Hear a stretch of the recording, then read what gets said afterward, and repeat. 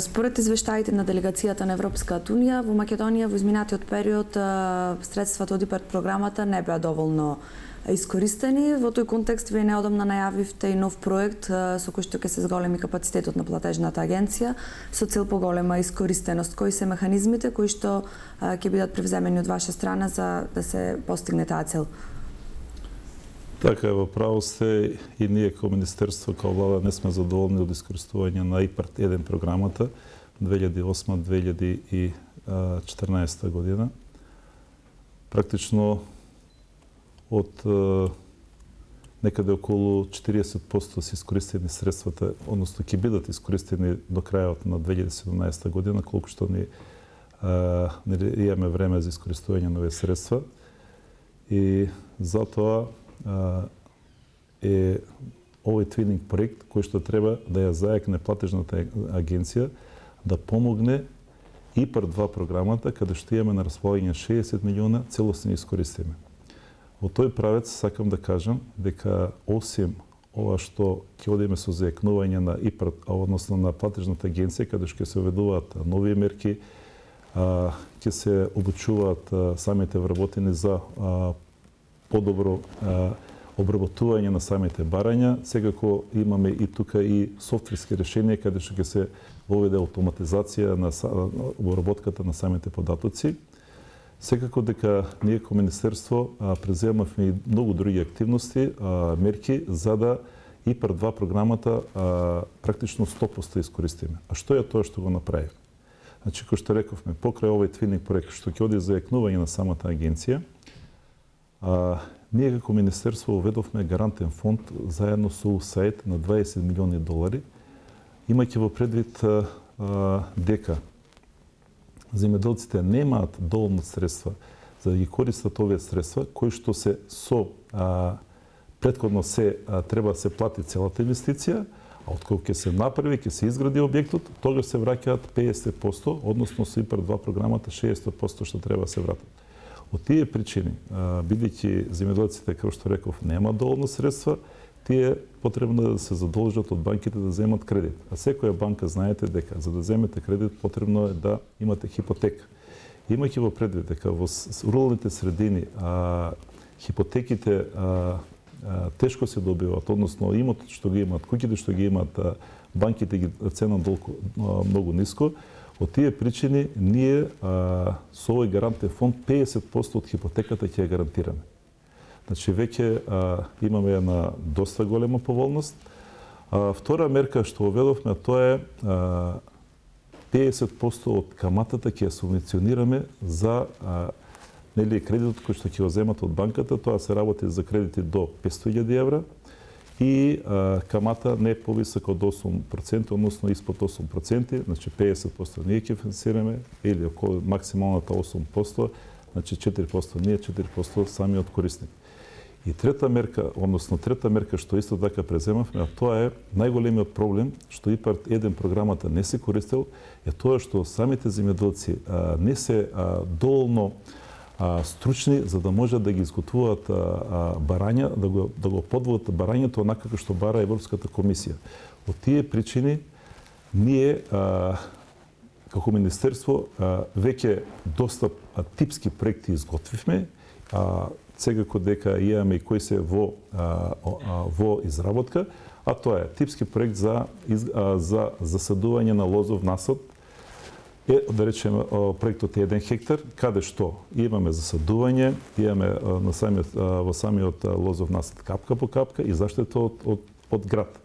Така да проектот му стои на располагање на секој земјоделец кој што сака да засади оваков лозов насад, значи бесплатно, и сите овие типски проекти ќе бидат доставени до подрачните единици и секој земјоделец ќе може бесплатно да го добие. Значи вакви типски проекти имаме практично направено за се во земјоделието. Значи за лозов насад, овошен насад, за краварска фарма од 10, 20, 50 крави, свињарска фарма од 10, 20, 50 свињи, овчарска фарма, козарска фарма, така да се она што е потребно во земјоделието, односно проекти што што може да аплицираат земјоделците, практично ние им изготвуваме тие проекти. И четврта мерка што ја воведовме, тоа е формиравме еден стручен тим од 80 агроинженери, кои што ќе им стојат на располагање на сите оние кои што сакаат да аплицираат за ИПАР 2 програмата, ние да им ги подготвуваме проектите. Значи све оно што е, односно апликациите, све што е потребно, сите документи што им се потребни, ние да им помогнеме да ги извадиме и јас еве кажав повеќе пати, еве сега кажувам дека со сите овие мерки што ги преземаме ИПАР 2 програмата ние 100% ќе искористиме. Значи тоа не се 60 милиона евра и еве кажувам дека тоа сите целокупно ќе биде искористено. Дополнителниот заменик министер Љупчо Николовски објави дека преку Министерството за земјоделство, шумарство и водостопанство, конкретно преку платежната агенција, се исплаќале средства на фирмата Трансмет, чиј собственик е Сејат Кочан, истиот собственик и на новата телевизија која ќе се отвори со национална концесија. Дали на овој начин продолжува контролата врз медиумите од страна на власта, кој што беше посочен како проблем и од страна на меѓународни организации, нивни извештаи, и од страна на некои домашни организации, меѓу кои организацијата Цивил? Па вака, прво, велите на Кочан му се исплатени одредени средства на пари. Да, исплатени му се одредени средства на пари за извршена работа. Во врска со дополнителниот заменик министер за земјоделие што го кажа, што ги посочи овие два пати господинот Кочан, односно фирмата на господинот Кочан, за првото дека тој чистил канали во 2014 година, ние проверивме тука дека Кочан не учествувал на овие тендери и нема добиено канали, нема чистено канали. Кочан во 2013-2014 почеток, кога јас не бев уште министер, има добиено тендер на електронска аукција. Значи, сакам веднаш да кажам дека ние градежните фирми не ги делиме по тоа чија и каква е и дали има телевизија, радио или невладина организација, тоа нас уопште не интересира. Нас интересира дали ги исполнува техничките услови што ги бараме на тендерот. Значи, Кочан, како што реков, има добиено, не знам, при крај на 13 или 14 во почетокот на 2014 година, јас не бев тогаш министер, има добиено тендер за изведба на пат Кочани, Брана, Речани. Тендерот го има добиено на електронска аукција, значи тоа сакам да кажам, дека сите тендери во Министерството за земјоделие што ги распишуваме, изборот на фирмата се врши по пат на електронска аукција. Односно, онаа фирма која што ги исполнува условите на тендерот и ќе даде најниска понуда за изведба на дотичниот проект, таа фирма го добива тендерот. А уопште, како што реков, не е битно дали има телевизија или нема телевизија. Така да сакам да кажам дека еве тоа не е никаква тајна, не е тоа ништо како да кажам злоупотреба, бидејќи господинот Кочан со фирмата, како се викаше Трансмет, значи отидете, видете каков пат има направено. Отидете, погледате го, видите го патот, да не кажам аутопат е направено горе во планината према Браната Речени. И очекуваме дека ова година истиот ќе биде асфалтиран. За ваша информација да ви кажам дека огласот е веќе прва фаза за изградба на Браната Речени. Значи ова е пристапен пат до Браната. Сега тендерот во постапка е за избор на изведувач на Браната Речени. Техничката понуда првиот степен на еволација помина. Сега за 40 дена, 50 дена ќе оди и електронската, односно финансиската понуда и со електронска аукција може господинот Кочан, што кажувате вие, Трансмет, не знам доколку ги исполнува условите, може да добие, ако даде најниска понуда, да ја добие да изгради, да ја гради браната. Ние тука јас не можам да забранам тоа, да му забранам негоре тоа што има телевизија да не може да гради брани. Тој си има, значи, вие знаете, имате корпорации у светот по 100, по 300, по 500 илјади вработени, имат најразлични по целиот свет имат. И сега не знам која е логиката, ако има телевизија не може да гради брани, ако си он има градежна фирма. Така да еве тоа сакам да кажам тука, дека Трансмет, мислам дека не можам сега се сетам, мислам уште 2 фирми корпорација го има добиено и тендерот за израда на система за наводнување Равен речица, кој што на електронска аукција од 14 милиона е спаднат на 8,5 милиони. Значи имаме некаде околу 5,5 милиони намалување од проектната цена. Значи луѓето се нафатиле дека направат за тие пари. И тука не може ние ништо, нас не е драго. Ние како министерство бараме такви фирми со пониски цени, автоматски заштитуваме 5,5 милиони евра. Така да кога кажувате дека му се дадени пари, не му се дадени, него парите ги заработил. А парите се исплатени врз база на ситуации кои што за секоја ситуација, односно проект и за изгледа на секој проект ние бираме и надзор. Значи, надзорот е независна куќа која што одговара пред законот. Сите ситуации се подпишани од надзорот, се подпишани изведувачот, се подпишани од сите тука наши сектори во министерството и нормално од мене јас на крај ги подпишувам. Така да, значи, не му се дадени пари, него господинот Кочан преку фирмата Трансперт си ги има заработено парите. И проектот кој што го кажа, не знам колку е, сега не може се сетам, али околу 300 милиона, не знам 300 и нешто беше милиона, кој што на електронската аукција од почетна цена од 600 милиони спаднале на не знам 350 милиони, исто едно имаме големо намалување на електронската аукција на цената. Така да пак уште еднаш ќе повторам, значи тие пари ги има заработено. И како се изведуваат работите, се прават времени ситуации и ние така ги исплатуваме постепено. Кога ќе се заврши целокупната изведба на проектот, ќе му ја платиме целосната вредност на проектот. Доколку пак не ги изведе онака како што е проектот, тој има банкарска гаранција и банкарската гаранција ќе му активираме. Така да тоа е начинот на работење. Значи нема давање тука. Нема давање тука на пари, доколку има телевизија, па ние ќе му дадеме пари. Субвенциите што ги добиваат земјоделците во Македонија требаше да ги решат нивните проблеми, но според информациите кои што ние како цивил ги добиваме од нашите граѓански новинари на терен, фактот што покрај регистрираните земјоделци добиваат субвенции нерегистрираните, предизвикува хиперпроизводство на кој што потоа предизвикува и намалување на цената, конкретно значи за еболката кој што оваа година достигна ниска цена на продажба. Па земјоделците обвинуваат односно посочуваат дека бенефициите кои што ги добиваат како регистрирани земјоделци се незначителни затоа што сами си ги плаќаат своите придонеси. Па се доведени во ситуација да ги продаваат производите по иста цена како и тие кои што не се регистрирани. Кој е вашиот коментар на овие нивни посочувања и обвинувања? Прво да ви кажам дека субвенции зема, пак ќе кажам, значи тука има ред, има закон кој може да зема субвенции. Значи секој земјоделец кој што е регистриран во единствениот регистар на земјоделски стопанства има право на субвенции.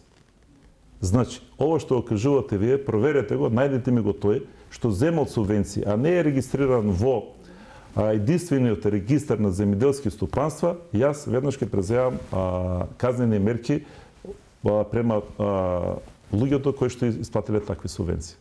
Значи, тоа можам да ви кажам со сигурност дека таква работа е неможно и секој вработен, доколку тоа го направил, тоа е кривично дело.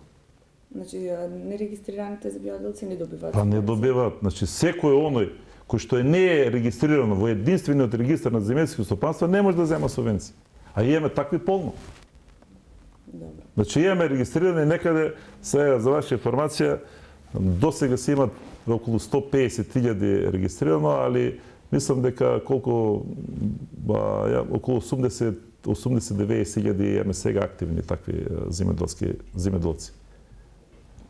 Значи, тоа сигурни да бидете, тоа никој не може да зема субвенција ако не е регистриран. Добре, ќе го провериме ова, но јас добив такви информации од луѓе кои што се занимаваат со овие дејности. Ама доколку имате такви информации, треба да имате некои документи. Иначе вакви, што викаат србите, рекла, казала, можеме по цел ден да дискутираме така. Цената на земјоделските препарати во Македонија, споредено со државите од соседството, е неколку пати повисока и во контекст на тоа земјоделците со кои што ние постојано сме во контакт на терен и разговараме, сметаат дека се работи за монопол во тие кои што ги набавуваат тие производи. Дали нивните сомневања се основани или се работи за нешто друго? Овој законот за препарати за заштита на растенијата ние го изменивме 2014 година, каде што тој монопол што постоеше го со измените го укинавме. Односно, пред да го изменеме законот, значи беше кажано дека може да увезува препарати само она фирма која што има договор со овластен да биде дилер. Сега, ние тоа го изменивме и кажавме дека секој може да увезува препарати за заштита на растенија кои што ги исполнуваат техничките услови и кадрот кој што треба тоа да го работи. Значи и вие, доколку мислите дека во таа бранша има заработка, можете да се отворите фирма, да увезувате препарати, од било каде да ги увезувате, значи нема никакви ограничувања, осим да имате технички услови, да имате простор кај што ги чувате и да имате вработен, не знам беше дали да инженер некој или не знам што беше да имате вработен и можете вие да продавате. Точно е тоа што вие кажувате, ние пред да го измениме законот, значи ги направивме овие информации. Во околните земји препаратите се доста пониски, но еве гледате дека сте вие неинформирани, може да и другите се неинформирани. Добро што еве вака сега дојдовте да го кажеме тоа, да ги информираме луѓето, дека може да отидат во Грција, секој да отиде кој што има фирма и ако се у Грција ефтини, нека купи од Грција. Кај што кажете вие, Србија, не знам кај биле ефтини, значи ќе се отиде фирмата регистрирана за увоз на препарати за заштита на растенија, ќе отиде од Грција, ќе се купи, нека и продава тука ефтино, ќе и продава. Ме разбирате ли, може од Турција, може од Бугарија, може од Србија, од секаде. Значи тоа монополот што беше го укинавме со измените во законот. Откупно-дистрибутивниот центар за јаболка кој што се отвори во Макази пред неколку месеци требаше да го реши, односно беше најавен како решение за проблемот на складирање на јаболката во овој регион и како голема инвестиција од 5 милиони евра која требаше да вработи 100 луѓе. Но од информациите што ги добиваме, освен неколкуте сезонски вработувања, откупот по многу ниска цена и премногу големата селекција на јаболката кои што имаат можност да се складираат во овој откупно-дистрибутивен центар, земјоделците во преспане ги добија очекуваните и најавените придобивки од центарот. Кои се вашиот одговор на зошто се случи тоа? Вака. Со изградба на еден откупно-дистрибутивен центар, прво мислам дека очекувањата дека ќе се решат проблемите биле нереални. Тој откупно-дистрибутивен центар може да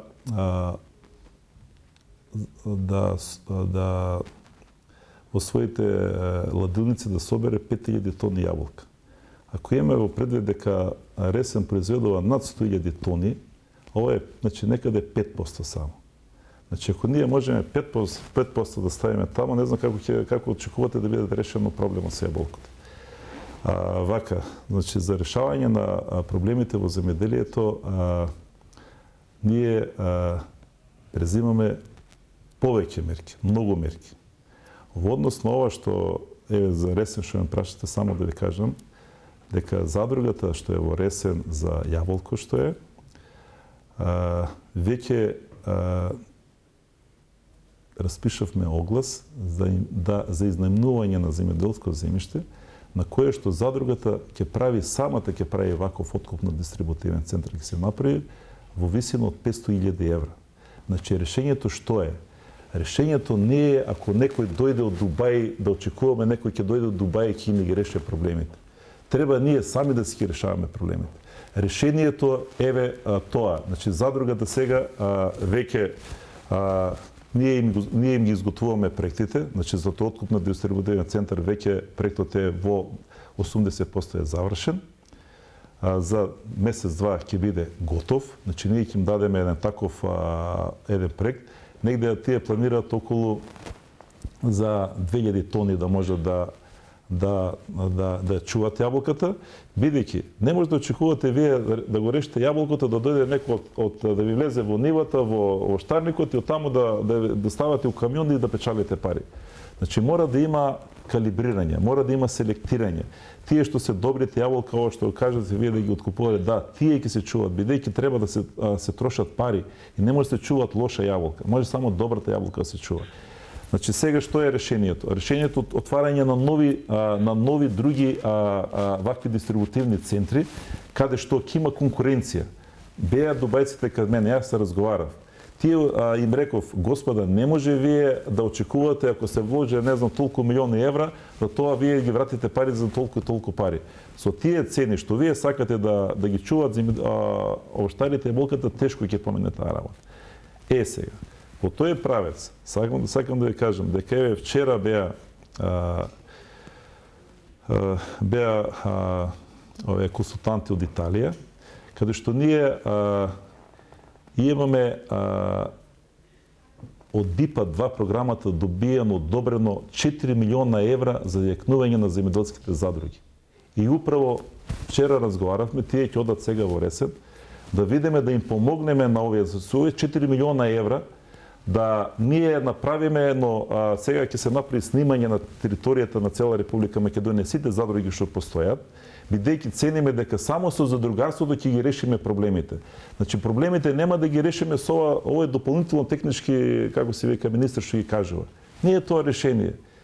Ние ако само кажуваме како не чини, не го решаваме проблемот. Проблемот ќе го решиме, ја и на него му реков. Кажи ми како да го направиме, како да најдеме решение. Иначе како не чини, ја може да ви најдем сега 300 мани на вас, како не сте облечени убаво или ова и она. Но треба да кажам како да бидете облечени, треба да ви кажам како да бидете облечени. Добро сте облечени. Пример само рекол. Значи ако сака може да ви најдам мама. Ме разбирате ли? Сега. Значи со овие 4 милиона евра ние ќе помогнеме да се изградат, значи практично да изградиме вакви откупни дистрибутивни центри. Значи за јаболка во Ресен, ќе градиме за Орис една сушара, тоа љуштара, пакувачка, све тоа ќе им направиме една таков. Ќе правиме, ќе пробаме него во Струмица за овие гринарски култури, селектирање, калибрирање, ладење. Така да ќе направиме во сточарството, во казарството да направиме на мандра, каде што луѓето ќе се здружат, значи млекото, козарите ќе се здружат во овие кооперативи и ќе има мандра каде што ќе имат производ. Тие сега се оставени сами на себе. Значи решение има. И не треба да ние сега викаме не бива, не може или... Значи решение има, само треба да ги искористиме решените, да ги искористиме парите. 46 милиона имаме евра ние од ДИПА-2 програмата. Значи веќе ни се одобрени, како што ви реков, за овие за задругите. Значи не е само тоа. Имат одобрено 6 милиона евра и 8 милиона евра за изградба на системи за наводнување. Значи тие тамо јаболки што и кажуваме, тие, не знам, земјоделски култури бараат вода. Значи 8 милиона евра ни се одобрени од ДИПА-2 програмата за изградба на мали системи за наводнување кои што ќе наводнуваат од 100 до 300 хектари. Исто така дојде од константите, еден од Америка, другата господјата од Франција, кои што треба да направат снимање на сите можни локации во Република Македонија и со овие 8 милиона евра да ги реализираме. Исто така, најголем проблем што е? Расцепканоста на земјоделското земјиште во Република Македонија. Исто така, одобрени се од Европска комисија веќе од ИПА-2 програмата. Значи од ИПА-2 програмата сите овие не се проекти одобрени. 4 милиона евра за консолидација на земјоделско земјиште во Република Македонија. И затоа ние сега ги форсираме овие кооперативите, бидејќи најбрз начин е за консолидација на земјоделско земјиште во кооперативите. Но не застануваме тука, значи ќе одиме и во консолидација на земјско земјиште, односно групирање на земјско земјиште. Така да малку земјоделието се смета како една проста работа, но да ви кажам дека тоа е една многу сложена, меѓу најсложените работи, дека доколку не применувате, не ги применувате сите агротехнички мерки, не применувате наука. Еве и тоа да ви кажам, дека ние сега еве веќе тука го еве ме го како се вика правилник како ќе ги плаќаме стручните лица кои ќе вршат обука на земјоделците. Сега планираме во 5 региона да извршиме обука на земјоделците. Во Ресен да им извршиме обука како се резе јаболката, кои сорти да ги засадуваат, како се прска. Знаете, вие сите знаете 15-16 пати се прска. Стручњаците да кажуваат, не вика, треба да се прска само тогаш кога треба, веќе нема потреба толку прскање. Сега потпишав договор за закупување на агрометеоролошки станици, каде што ќе мерат климата, тие бактерии што има, што вируси, што има како е потребно, да знаат земјоделците по СМС порака да им се каже треба сега таква има опасност од таа болест, треба тоа да прскате. Така да многу е кусо времето, можам да изборам со сати, све оно што ние како министерство го преземаме, ќе го преземаме и што треба да го направиме. И имајте трпение, Македонија има природно богатство за земјоделие, само треба да ја внесеме науката, да внесеме механизација. Вие знаете дека исто така, кој реков, агротехнички мерки и механизацијата е основното во земјоделието. Ние минатата година 4,5 милиона евра издвоивме од рурален развој за набавка на механизација. Ова година пак издвајаме. Сега со ИПА-2 програмата веќе има исто така, имаме во постоечкиот, оно што ме прашате првото прашање, имаме за 6 милиона евра побарување и тоа 6 милиона за тие 50%, значи за 12 милиона евра имаме побарување за механизација. Македонија земјоделците немат механизација. Тука ние ќе им помогнеме на земјоделците со парите што ги дава преку рурален развој и преку ИПАР програмата да се снабдат со земјоделска механизација, да се снабдат да може да ги изградиме овие откупно-дистрибутивни центри. Исто така да кажам дека пилешко месо во Република Македонија само 5% да се произведе. Веќе проектот ни е при крај, финансиран од ФАО, сега треба февруар, евентуално март да дојдат консултантите, веќе тоа е готов, каде што планираме во наредните 5 години од 500-600 тони годишно сега што произведуваме пилешко месо, да произведуваме 10.000 тони годишно. Ние увезуваме некаде околу 3-4-5 тони пилешко месо годишно во Република Македонија. Даваме 50 милиона евра. Значи сега со оваа работа, со овој проект планираме преку фамилиарно производство ќе биде, исто така организирани во задруги. Значи нема да одиме на големи некои фирми кои што или ќе работат или пропаѓаат, него ќе одиме на мали и со организирање во невакви задруги цениме дека ќе успееме. И за крај, дали ќе се повторат манипулациите со предизборните субвенции за земјоделците?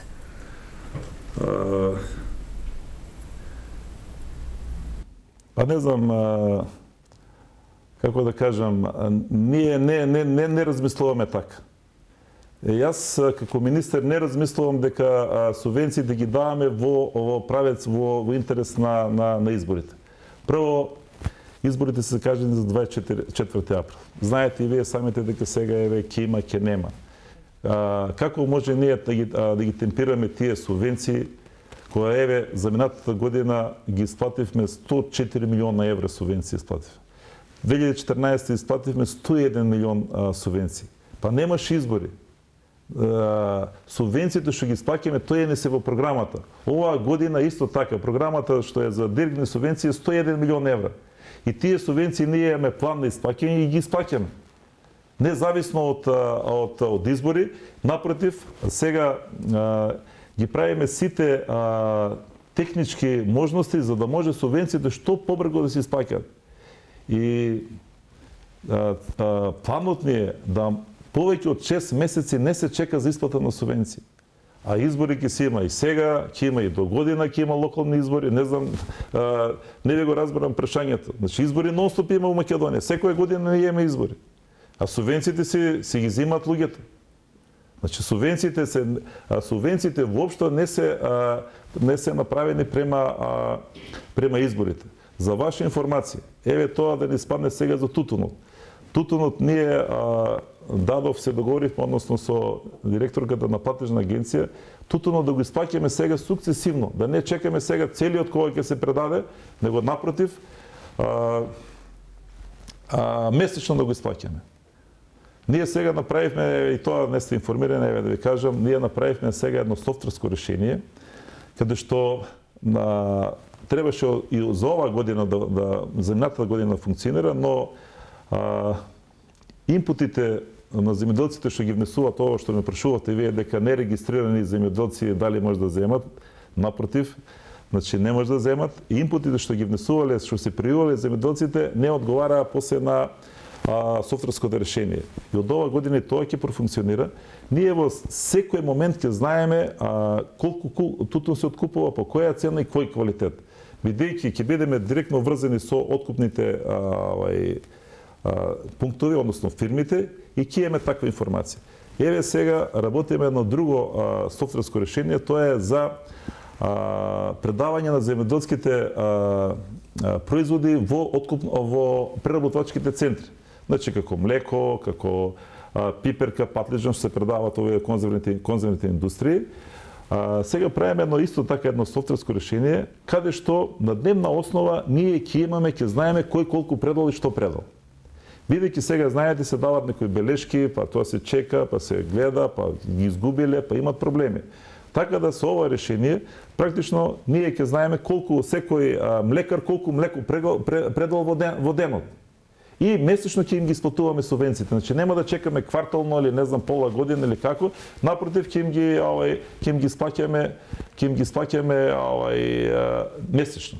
Така да во однос на субвенциите, значи да немате бојазност, значи тие не се усмерени за избори, него тие се усмерени за поддршка на земјоделците,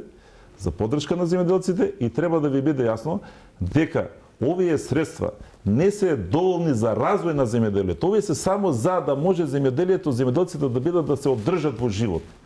А додека за развој мораме да ги искористиме други финансиски средства, тоа се програмата за рурален развој, каде што имаме 50 милиона евра, и ИПАРД програмата, каде што имаме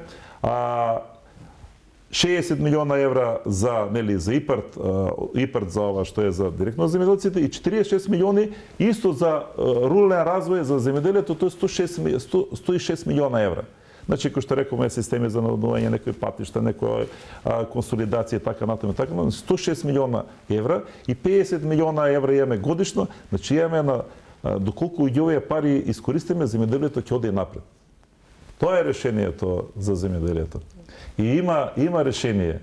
Така да да немате гајливи како цивил, да не се секирате, субвенциите си ги исплаќаме, од минатата година си оди според планот, и сега исплаќаме, ние и сега нон-стоп исплаќаме. Значи нон-стоп, секој ден се исплаќа.